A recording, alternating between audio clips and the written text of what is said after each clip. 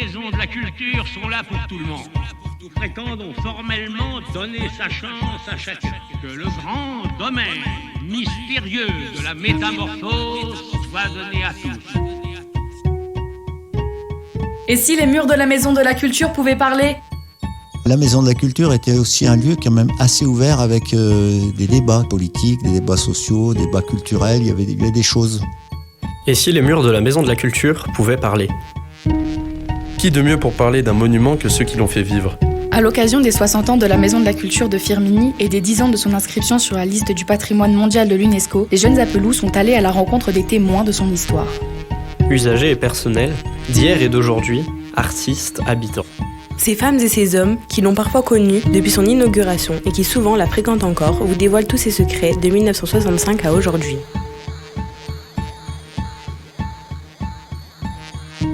Jean-Paul Chartron, Apelot de naissance, est né le 6 janvier 1952. Professeur d'histoire-géographie de formation, il va rapidement entrer dans la fonction publique territoriale au service de l'urbanisme. Exerçant dans ce domaine, il entretient un lien très étroit avec la discipline de prédilection de l'architecte Le Corbusier. Il a d'ailleurs habité dans l'unité d'habitation Le Corbusier de Firminy pendant un certain temps. Grandissant lors de la construction de la Maison de la Culture, il en est très proche et cultive ce lien encore aujourd'hui en tant qu'élu de la ville. Pouvez-vous nous décrire avec vos mots la Maison de la Culture ?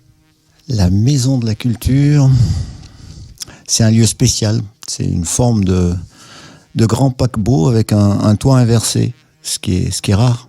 Un toit, c'est toujours pointu pour faire partir l'eau. Et là, c'est un toit comme une pagode.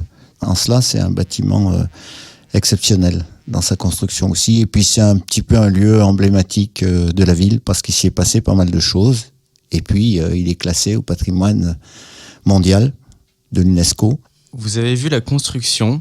Avez-vous des souvenirs particuliers du chantier ? Ah oui, parce que j'ai vu la construction parce que quand j'étais petit, j'habitais à la Corniche. Premier bâtiment en haut, c'était en 58, donc j'avais 6 ans ou 7 ans. À l'époque, et nous, on était toujours dehors. Et la ville était en chantier. D'ailleurs, la France était en chantier. Le monde était en chantier. Franchement, à l'époque, moi, on me parlait de l'an 2000. Je pensais que je serais en soucoupe volante en l'an 2000. Je vous assure. Et à l'époque, tout se construisait. Et donc, on a vu construire tout Firminy Vert. Et puis, le patrimoine Le Corbusier, notamment la Maison de la Culture, entre 1961 et 1965. Donc, c'était pour nous, d'abord, un lieu de jeu. On se baladait dans le chantier, on allait chercher les morceaux pas le cuivre, on prenait les gaines des fils électriques pour faire des Scooby-Doo, parce qu'à l'époque, c'était la mode du Scooby-Doo, dans la fin des années 50. Donc, et puis voilà, puis on s'amusait dans ce lieu. Après, vraiment le souvenir spécifique que j'ai, c'est lors de la construction, il y avait un ferraillage qui avait été mal calculé, donc il y a tout un pan de mur, le pan qui est en suspens, qui devait servir d'ailleurs d'abri aux tribunes, mais les tribunes après ont été faites en face aux tribunes du stade. Donc ce pan de mur commençait à casser, et après quand ils ont enlevé l'échafaudage, ils l'ont dynamité, ils l'ont fait tomber. Et le souvenir particulier, c'est que on avait demandé à tout le monde d'ouvrir ses vitres, mais pratiquement toutes les vitres du quartier ont été cassées. Quel est votre premier souvenir ou expérience à la Maison de la Culture ? Quand elle a été ouverte en 66, c'était mes années lycée après. Et donc là, les souvenirs, c'est... D'abord, les gens y allaient pas bien. Je pense qu'en plus, on attendait plus une MJC, une maison des jeunes, qu'une maison de la culture Malraux, pour une maison d'ailleurs qui diffuse la culture très officielle. Aujourd'hui, c'est plus une maison de la culture classique, c'est plus devenu une maison de diffusion et de création aussi de spectacles. Mais au départ, c'était dans le cadre des maisons de la culture Malraux. Donc, ce qui était rare qu'une ville comme Firminy ait une maison Malraux. C'était dans des villes, il y en avait à Bourges, il y en avait à Brest, enfin il y en avait dans pas mal de villes. Donc c'était des grandes maisons gérées par l'État d'ailleurs. Voilà, les souvenirs que j'ai, c'est les premiers spectacles qu'on a pu voir, style les Fourbouilles de Scapin, ou après des spectacles de musique.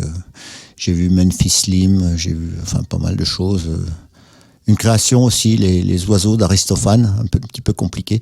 Mais là, c'était les débuts avec des grands spectacles.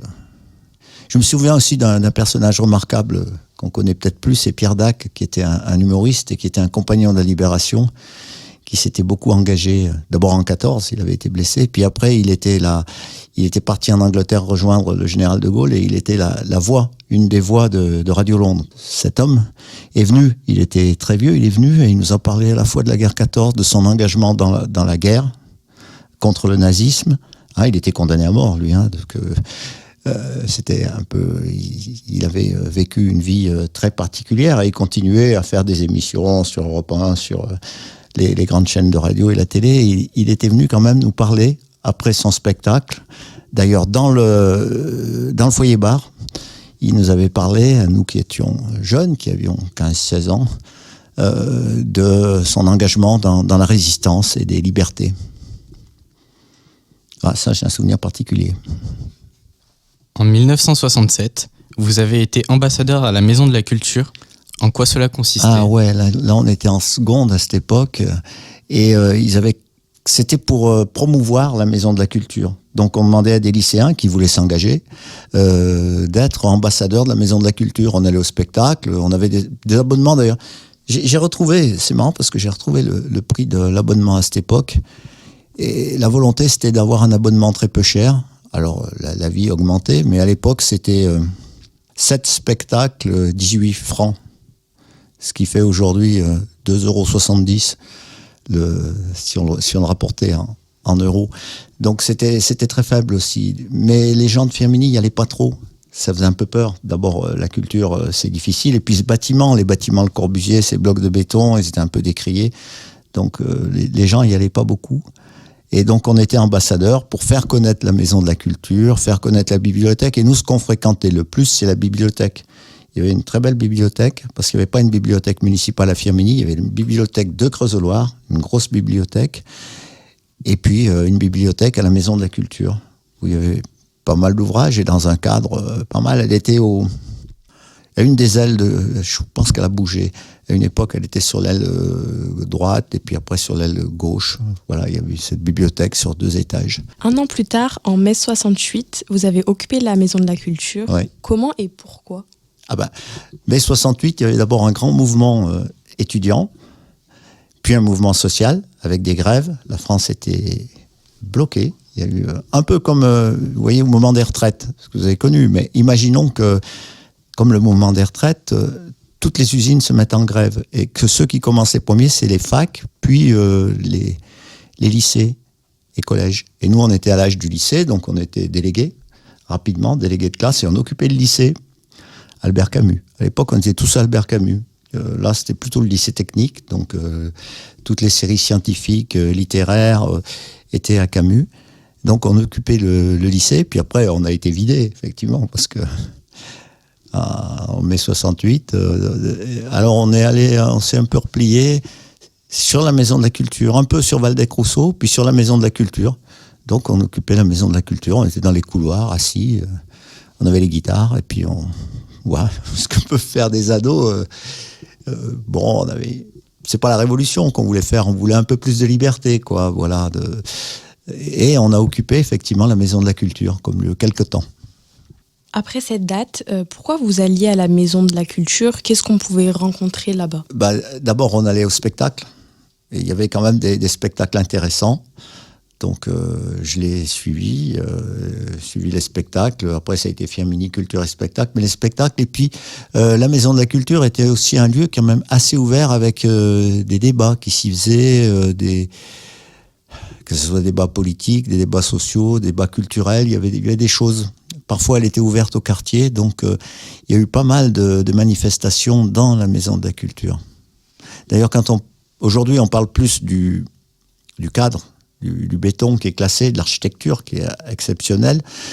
Mais à l'époque, j'ai relu ce que disait Claudius Petit, le débat, c'était quand même sur la culture.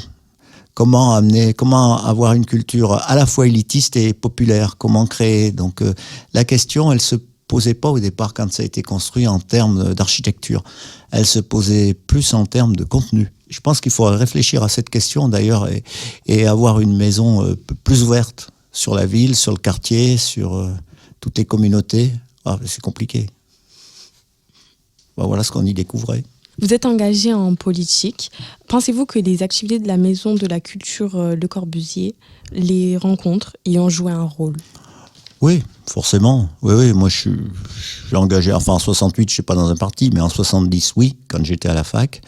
Effectivement, j'ai fait beaucoup de réunions et je pense que même à l'époque, quand j'étais ado, que j'avais 15-16 ans, les débats que j'ai pu entendre à la Maison de la Culture et les rencontres que j'ai pu faire, ce que j'ai pu lire à la bibliothèque, les gens que j'ai vus, les adultes que j'ai croisés, ont joué dans mon engagement, dans mes choix. Certainement. Que représente pour vous le classement de la Maison de la Culture à l'UNESCO ? Il représente une reconnaissance d'un bâtiment exceptionnel. Il amène un peu de tourisme. Après, c'est un classement, quoi. C'est dur. Le patrimoine Le Corbusier est pas simple à visiter. C'est pas un château fort, c'est un patrimoine moderne, c'est du béton. Donc ça touche pas un grand public, ça touche un public averti qui vient, mais qui vient pas beaucoup de Firminy, peu de la région stéphanoise, à part les étudiants ou les gens, peu de Rhône-Alpes, un petit peu de France, mais qui vient surtout de l'étranger. Donc ce classement, c'est aussi une ouverture d'une petite ville de 18 000 habitants sur le monde. Et ça, c'est quand même important. Si vous deviez choisir un lieu, un objet, un espace de la Maison de la Culture Le Corbusier, ça serait lequel ? Il y en aurait plusieurs, mais j'hésite un peu. Peut-être la poignée de porte, qui représente une main ouverte. Et cette poignée de porte, qui était peut-être au début en bois, taillée dedans, dans l'empreinte, elle a été volée plusieurs fois. Ça a une valeur artistique qui a été renforcée par le classement. C'est du mobilier Garish, mais peut-être je choisirais ça, parce que ça, c'est un symbole, c'est la main ouverte sur plein de choses, sur les autres, sur la culture, sur la ville, sur ce qu'on veut, sur le monde. Pouvez-vous nous donner une anecdote précise que personne ne sait sur la Maison de la Culture ? J'en ai déjà donné quelques-unes. Je ne sais pas qu'est-ce que je pourrais vous donner comme autre anecdote. Moi, on se bagarrait dans ce chantier avec ceux du bois du quartier, la corniche contre le grand H. Et puis c'était un lieu de... Ça a été un terrain de jeu avant d'être une maison de la culture. Vous venez d'écouter une émission des premières unes de Jacob Holzer avec Leïla, Lucas et Faustine. Et si les murs de la Maison de la Culture pouvaient parler ? Une série de podcasts produits par le site Le Corbusier de Firminy-Vert. Accompagnement, réalisation et montage par Radio Ondaine. Création sonore par Junior. Interview préparée et animée par les élèves de première une de l'année 2024-2025 du lycée Jacob Holzer de Firminy. Merci Monsieur Contini, proviseur, Monsieur Marant, proviseur adjoint, Madame Pujolas, secrétaire générale, les professeurs Louis Brun, Sandrine Charavi du lycée Jacob Holzer de Firminy, au service culture et animation de la ville de Firminy, aux médiatrices culturelles du site Le Corbusier et à tous les témoins.